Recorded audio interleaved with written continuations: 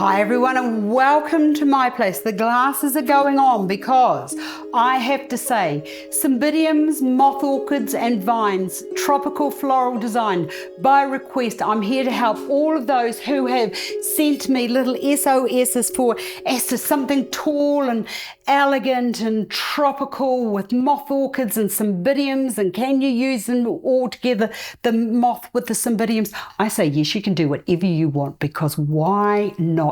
Flowers are a personal preference as far as I'm concerned. The request was tall and elegant.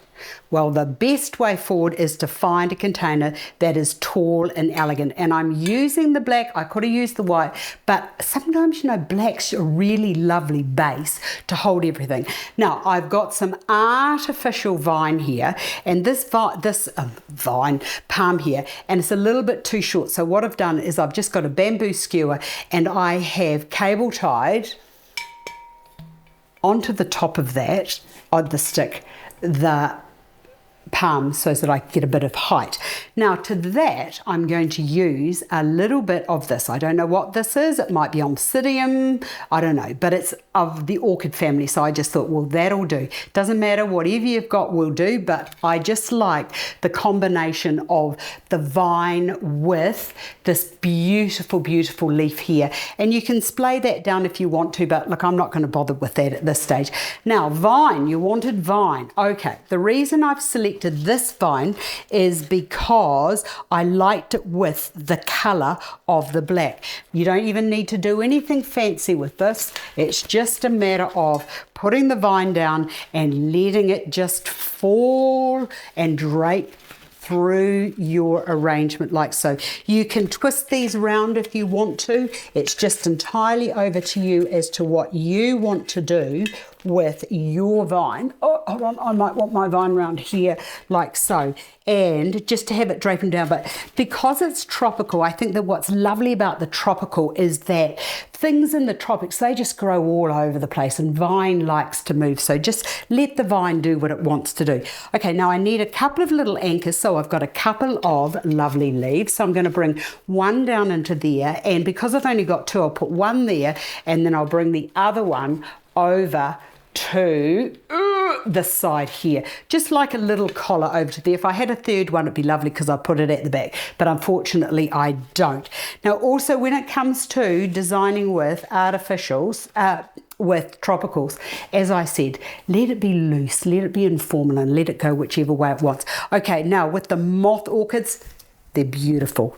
Okay, so I'm just going to stick that down into there. So I've got 4 of these, so we'll have one into there, and I'm going to bring one over to there a little bit higher. And because I'm designing everything that I do that it can be viewed from both sides, I'm just going to put a few, just a couple round the back like so.